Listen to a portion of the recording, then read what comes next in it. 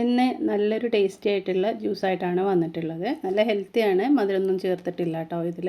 അപ്പോൾ ഇതെങ്ങനെയാണ് റെഡിയാക്കി എടുക്കുന്നത് നോക്കാം. ഒരു ഗ്ലാസ് വെള്ളം ഒരു പാത്രത്തിലേക്ക് ഒഴിച്ചിട്ടുണ്ട്. ഇതൊന്ന് ചൂടായി വരുന്ന സമയത്ത് ഇതിലേക്ക് 2 ടേബിൾ സ്പൂണ് ഓട്സാണ് ചേർത്ത് കൊടുക്കുന്നത്. ഓട്സ് ഒന്ന് ജസ്റ്റ് ഒന്ന് വേവിച്ചെടുക്കാം കേട്ടോ. ഇത് പെട്ടെന്ന് തന്നെ കുതിർന്ന് അലിഞ്ഞ് വെന്ത് കിട്ടുമല്ലോ. 2-3 സെക്കൻഡ് ഒന്ന് വേവിച്ചെടുക്കാം. ഇതിവിടെ കുറുകി നന്നായിട്ട് വന്നിട്ടുണ്ട് കേട്ടോ. ഇത്രയും മതി. ഇത് ചൂടാറാനായിട്ട് നമുക്ക് മാറ്റി വെക്കാം. ചൂടാറിയതിന് ശേഷം നമുക്ക് മിക്സി ജാറിലേക്ക് ഇത് ഒഴിച്ച് കൊടുക്കാം. ഇനി ഞാൻ കുറച്ച് ഈത്തപ്പഴം ഒന്ന് കുതിർത്ത് വെച്ചിട്ടുണ്ട്, അതും കൂടി ഇതിലേക്ക് ഇട്ട് കൊടുക്കുന്നുണ്ട്.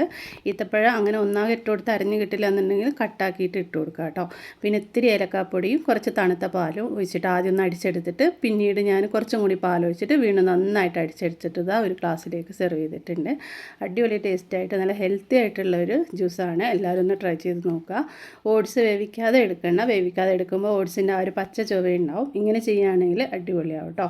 കുറച്ച് നട്ട്സും കൂടി ചോപ്പ് ചെയ്തിട്ട് ഇതിന് മേലായിട്ട് ഗാർണിഷിനായിട്ട് വെച്ച് കൊടുത്തിട്ടുണ്ട്. വീഡിയോ ഇഷ്ടമായിട്ടുണ്ടെങ്കിൽ ലൈക്ക് ചെയ്യാൻ മറന്നു പോകരുത്. ഇതുപോലെ ഒന്ന് ഉണ്ടാക്കി നോക്കുകയും ചെയ്യണേ.